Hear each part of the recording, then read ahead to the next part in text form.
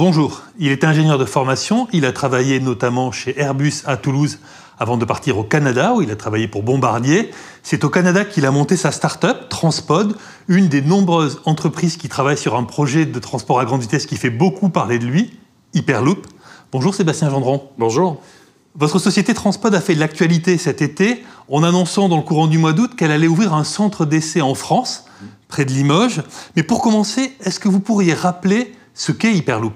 Alors Hyperloop, en fait, c'est un concept assez simple qui existe depuis le début du siècle dernier, qui a été mis au goût du jour un petit peu par Elon Musk récemment, et qui consiste en fait à mettre des véhicules dans un tube, voilà, dans lequel en fait on baisse la pression atmosphérique, donc on enlève l'air pour s'affranchir des frottements aérodynamiques et permettre à ces véhicules-là d'atteindre des vitesses similaires à celles de l'avion avec des systèmes de propulsion et de lévitation magnétique. Alors sur la vitesse, on lit un peu de tout et n'importe quoi. On lit que certains disent que ça ira à 600 km/h, d'autres parlent carrément du mur du son, de 1200. Oui. Vous pensez que ça ira à quelle vitesse à peu près ? Alors 1200, c'est un peu la limite physique, vous l'avez dit vous-même, c'est le mur du son.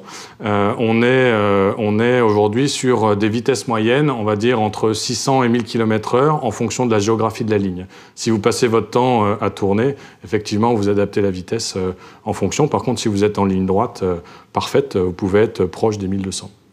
On parle beaucoup d'Hyperloop, il y a encore peu de tests en cours et vous avez annoncé, on le disait en ouverture, que vous alliez ouvrir un centre d'essai en France. Vous avez aussi prévu d'en ouvrir un au Canada, en Alberta.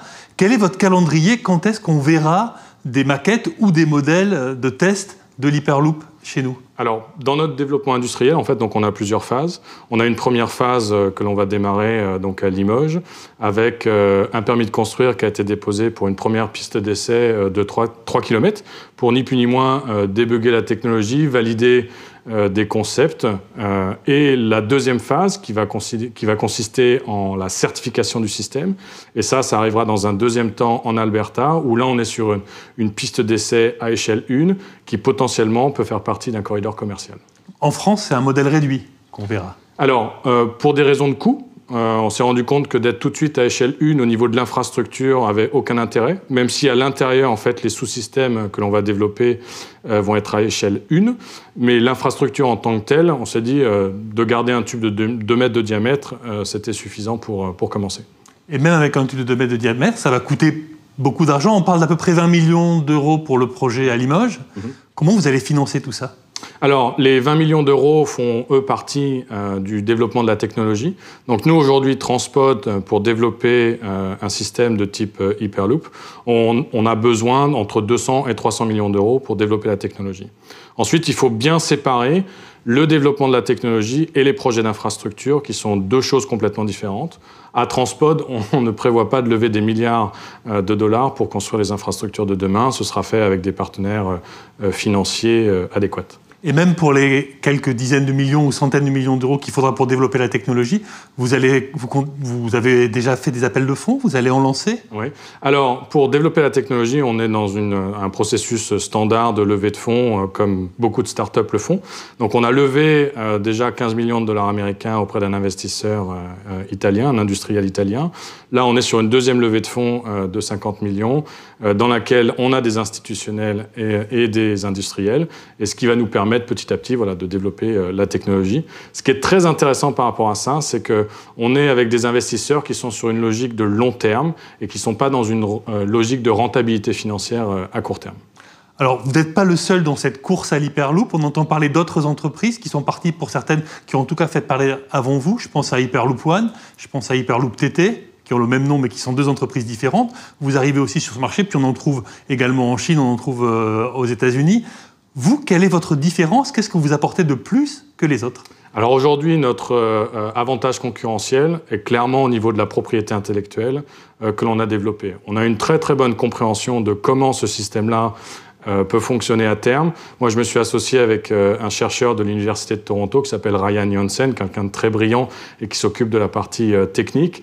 Et grâce à cette collaboration fructueuse aujourd'hui, on a déposé des brevets qui nous permettent aujourd'hui de nous différencier par rapport à nos concurrents. Parce qu'au départ, les bases sont un peu libre de droit ou open source pour la théorie au départ, et après, certains ont fait travailler des gens plus ou moins gratuitement contre des actions. Vous avez pris une option plus classique d'ingénieurs, de faire travailler des gens? Oui, après, en fait, et c'est aussi une de nos spécificités, le fait d'avoir travaillé déjà chez Airbus et Bombardier donne quand même une certaine compréhension de comment les transports fonctionnent, quelles sont les exigences en termes de certification qu'il faut atteindre. Et donc, on a cette démarche-là. On essaie d'avoir déjà un calendrier qui soit un petit peu plus pragmatique et pas de mentir aux gens en disant qu'on aura une piste commerciale en 2020. Alors, c'est quoi le calendrier pour vous? Le calendrier... Quand est-ce qu'on le verra en réalité? On vise en fait une certification à horizon 2025 et un premier coup de pioche à horizon 2025. C'est beaucoup moins ambitieux que les déclarations de vos concurrents. Alors c'est beaucoup ambitieux, mais en même temps très agressif, parce que ça sous-entend une ligne commerciale potentielle avant 2030. Et on parle ça va demander des infrastructures nouvelles, parce que ça ne fonctionne pas sur des rails classiques. Il faut construire des tubes, il faut construire des tunnels. Comment, alors qu'on a déjà du mal à entretenir dans un pays comme la France les réseaux existants et la SNCF peine à en financer de nouveaux, comment est-ce que ce nouveau mode de transport concurrent du rail va pouvoir trouver les fonds nécessaires? Alors, il y a plusieurs aspects à prendre en compte. Il y a clairement un modèle économique qui est différent de celui du TGV. On fournit beaucoup plus de fréquences que le TGV. On est sur des capacités intéressantes qui sont inférieures à celles du TGV, mais quand même de toute façon assez intéressantes pour avoir une rentabilité économique. On est sur des corridors aujourd'hui identifiés avant tout en Amérique du Nord, qui n'a pas pris le virage de la grande vitesse et qui commence à avoir des besoins, et pour connecter des villes où le niveau de trafic est quand même suffisamment important.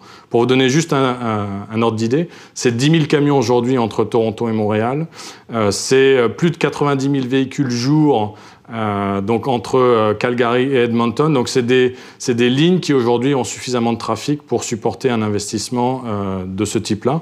Et en France, vous avez identifié des parcours que vous pourriez faire, ou ça sera plutôt quelque chose réservé à d'autres pays?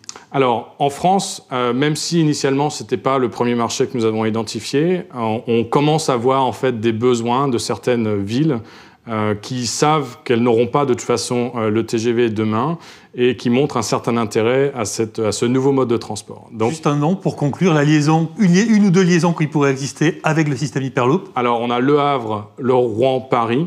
On a également la connexion des 3 aéroports de l'Ouest suite à l'abandon de l'aéroport de Notre-Dame-des-Landes et potentiellement le POLT, donc ce qu'on appelle Paris, Orléans, Limoges, Toulouse. Merci beaucoup. Je vous en prie.